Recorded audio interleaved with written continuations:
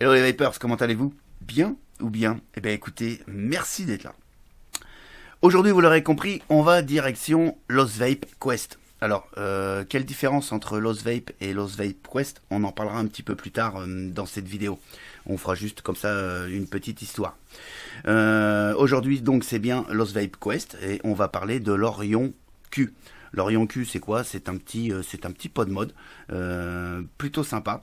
La différence avec l'Orion DNA, bah, vous l'aurez compris, c'est que celui-ci n'est pas équipé du DNA justement. Il est équipé d'un chipset propriétaire de chez Lost Vape Quest.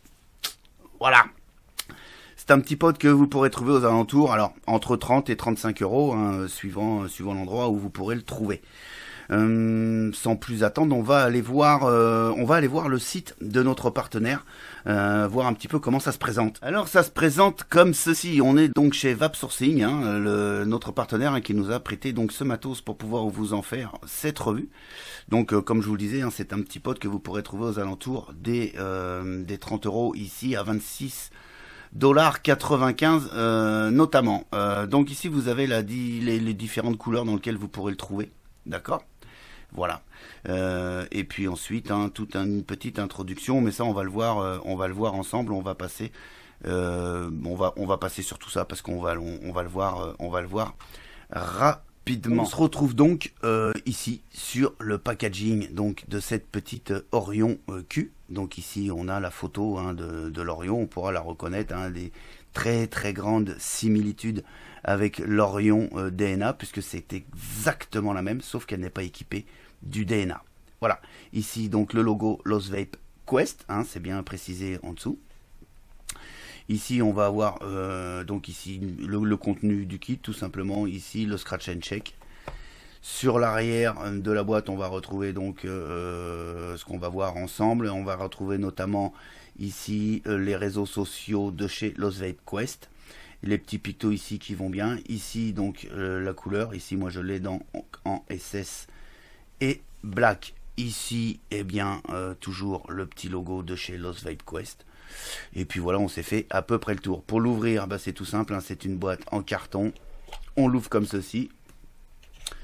On découvre ici dans une petite matière en plastique donc la batterie.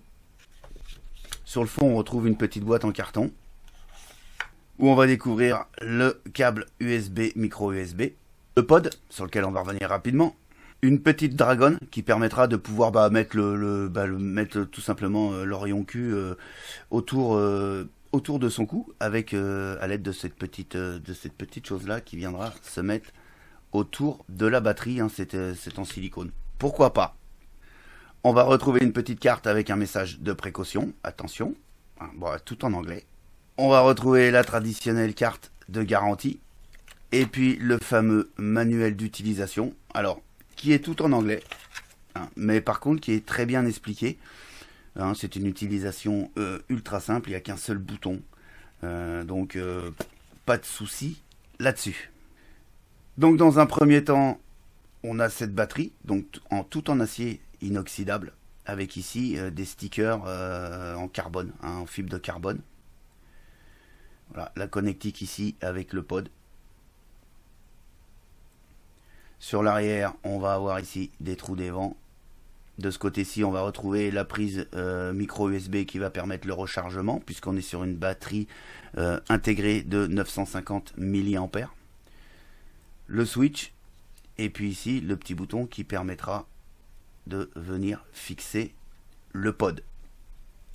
Ensuite, on a le pod hein, qui est fourni donc dans une petite boîte avec une opercule que bien sûr moi j'ai déjà ouvert puisque j'ai fait les tests. Ici, on a donc le top cap, hein, on va appeler ça le top cap, qui permet tout simplement de faire le remplissage. Donc, on a un trou relativement assez large qui va permettre de remplir avec n'importe quel flacon, aucun souci. Ici, on a donc le drip tip en Delrin. Et puis ici, une bague qui va permettre le réglage de l'airflow. Voilà, donc on est sur une vape MTL, vous l'aurez compris. Hein, on a une résistance de 1 ohm, ok, en Cantal. On a un réservoir en polycarbonate de qualité alimentaire, hein, en PC 110. avec une contenance de 2 ml. Voilà. Sur l'arrière, ici, on va pouvoir voir l'Oz Vape et qu'on a bien une résistance de 1 ohm. Ici, les deux connectiques qui vont faire connexion avec les petits plots montés sur ressort ici au fond. Et en fait, pour mettre le pod, c'est très simple. Il suffit de venir vous mettre comme ceci, d'ouvrir ici et de venir clipser. Et voilà, ici, ça tient. Voilà le setup au complet. À savoir qu'on est sur une longueur de 93 mm, une largeur de 37 mm avec une épaisseur de 13,5 mm. Autonomie de 950 mAh, ça je vous en ai déjà parlé, et on va avoir une puissance de 5 à 17 watts. Ici un bouton switch qui est plutôt agréable avec un cliquetis plutôt sympa. Voilà, ça bouge pas, c'est plutôt bien fini. Ici on a un petit voyant qui va nous permettre de savoir quand on l'allume. Donc pour l'allumer, il suffit de cliquer 5 fois. Voilà, ici elle va s'éteindre, donc ici elle est éteinte. Et puis pour la mettre en route, vous l'aurez compris, on appuie tout simplement 5 fois. Et ici on est en route. Ici donc le petit voyant va vous donner la charge de la batterie. Bleu-vert, la charge est au maximum. Vert entre 95 et 70%. Jaune entre 30 et 70%. Rouge entre 15 et 30%. Rouge clignotant, on est à moins de 15%. Donc là il va falloir penser à recharger. Attention parce que on n'a pas de possibilité de faire du pass-through, c'est-à-dire que vous ne pourrez pas charger et vaper en même temps. Donc ça c'est un petit peu embêtant. Ça aurait été plutôt sympa d'avoir cette fonction pass-through sur ce genre de mode. En même temps 950 mAh, ça vous permet de voir venir au niveau de la vape. Ici on a donc l'Oz Vape Quest et puis de l'autre côté l'Orion Q. Voilà. Bon là j'ai un petit peu de liquide. Ici la partie en plastique avec une petite fenêtre vous permet de voir, alors par transparence, parce que c'est assez fumé, c'est assez opaque, donc il faut se mettre en transparence avec de la lumière pour pouvoir voir le niveau. Bon, c'est pas plus gênant que ça, très honnêtement. Donc pour remplir, je vous l'ai fait voir, si on prend n'importe quelle bouteille, admettons ce genre de bouteille là, vous voyez que l'orifice laisse passer très largement sans aucun problème. Voilà, bon écoutez, on a fait le tour, on a fait le tour du petit Orion Q, moi je le trouve plutôt sympa, un form factor plutôt agréable, ça va rentrer partout, dans la poche, dans la veste, dans la boîte à gants de la voiture, dans le sac à main pour mesdames, parce que c'est quelque chose de plutôt sympa, et ça va plutôt pas mal. On va d'ailleurs aller voir un petit peu comment que ça va.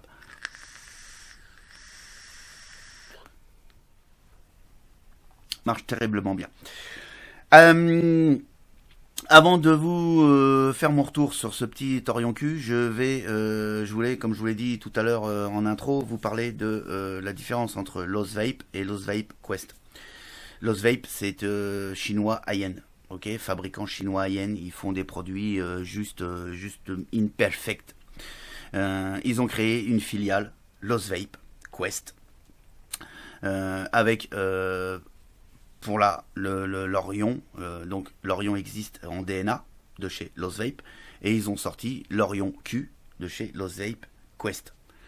La différence, elle est où? Elle est tout simplement dans le chipset, c'est tout. Le reste, c'est identique. La qualité de fabrication, le rendu de vapeur, le rendu de saveur, tout ça est identique à l'Orion DNA. La différence, elle est donc au niveau du chipset, comme je vous le disais. Ici, on est sur un chipset où on n'a pas la possibilité de faire des mises à jour et on n'a pas la possibilité de le personnaliser comme avec le DNA sur Escribe. D'accord? Là-dessus, c'est clair, net, précis. C'est tout simple d'utilisation. Il n'y a pas de réglage, il n'y a rien à faire du tout. L'autre différence, c'est au niveau des pods, c'est au niveau de l'impédance de la résistance. Ici, sur l'Orion Q, on va avoir des résistances de 1 ohm en Cantal. D'accord? À la différence que sur l'Orion avec le DNA, on va être sur des pods avec des résistances de 0,25 ohms à 0,25 ohms. 0,50 ohms, pardon. Il n'y a pas de compatibilité entre les pods. C'est-à-dire que le pod de l'Orion Q, vous ne pourrez pas le mettre sur le DNA.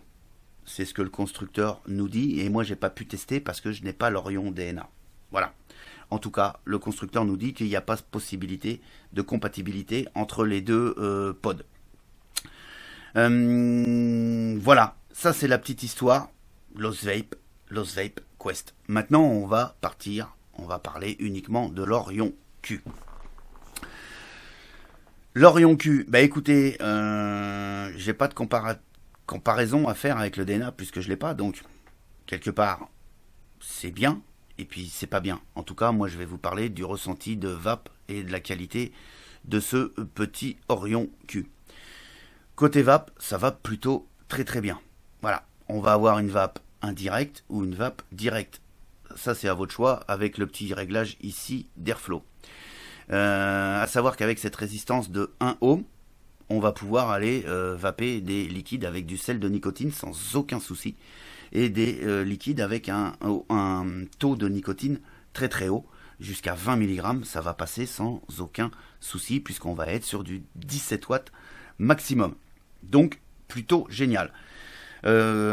Côté vape, ici je vais ouvrir l'Airflow à fond.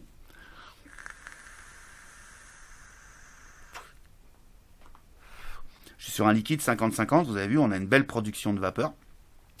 On est sur de la vape, directe, mais alors très très très restrictif, à la limite du MTL quand même, hein, de la vape indirecte. Autant vous dire que si vous le fermez au minimum, hein, c'est-à-dire que vous laissez vraiment un tout petit trou.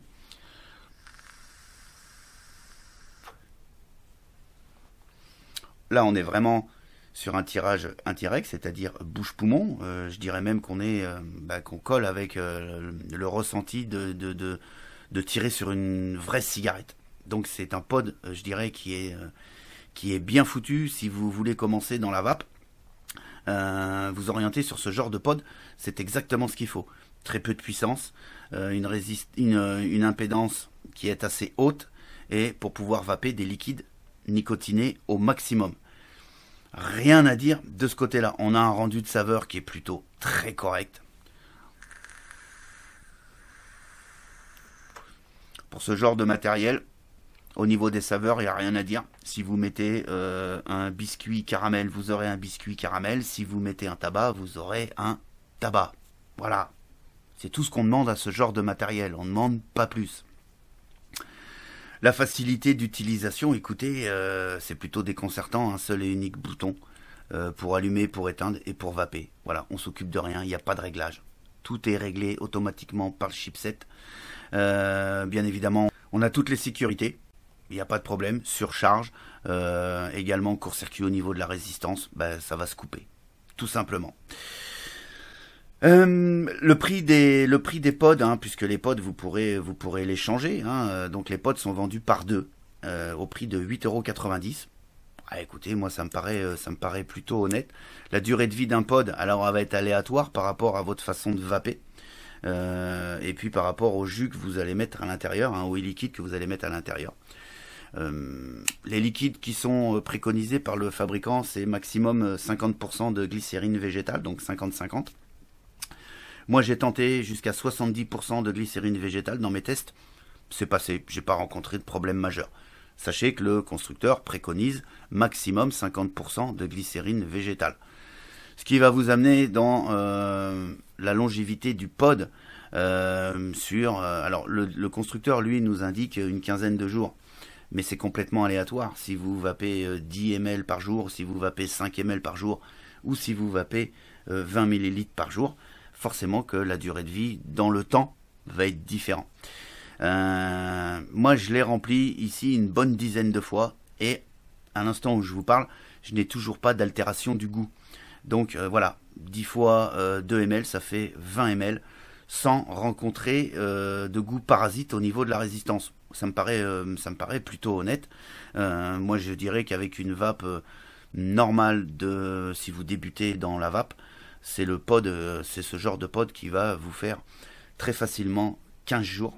Donc si le prix du pod, hein, les deux pods à 8,90 €, Voilà, au niveau des consommables, c'est très très très raisonnable.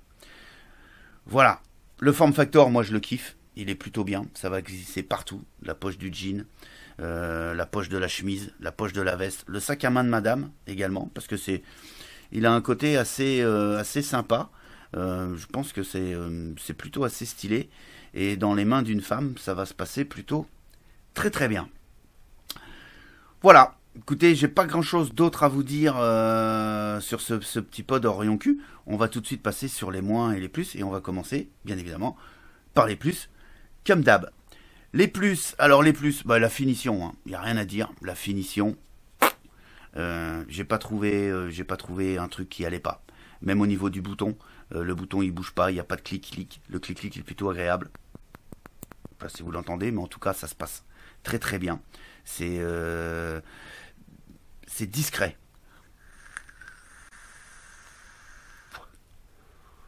La facilité d'utilisation, il n'y a pas de réglage, il n'y a rien à faire du tout.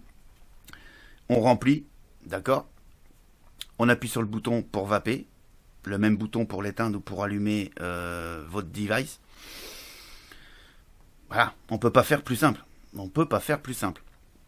La qualité, rapport qualité-prix, entre 30 et 35 euros. Un petit pot comme ça, ça tient super la route, c'est hyper compétitif. On va dire qu'on est sur le haut du panier là quand même. On est bien sur le haut du panier. Le remplissage, bah, c'est ultra facile, vous avez vu, hein, il suffit de défaire ce petit capuchon. On remplit, l'orifice est assez gros, il n'y a pas de souci.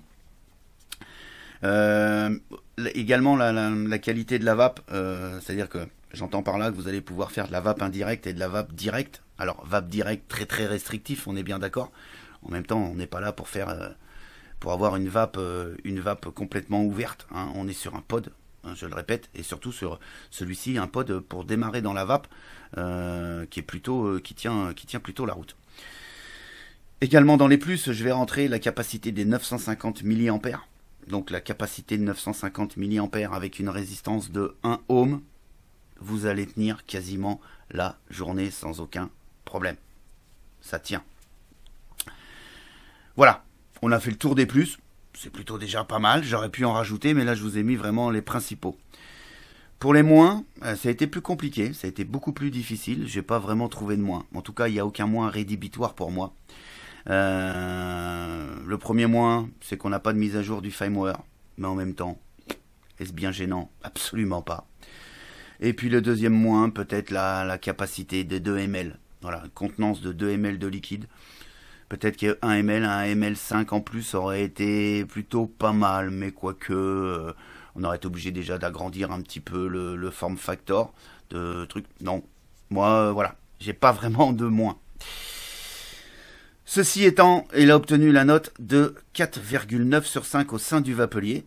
Ce qui est une excellente note qui en fait bien évidemment un top mode. Ça là-dessus, il n'y a aucun souci là-dessus. Je peux vous le conseiller sans aucun problème. Sur ce, il ne me reste plus qu'à vous souhaiter une excellente journée, une excellente vape. Et quant à moi, je vous dis à très très bientôt pour d'autres aventures de la vape. Ciao ciao.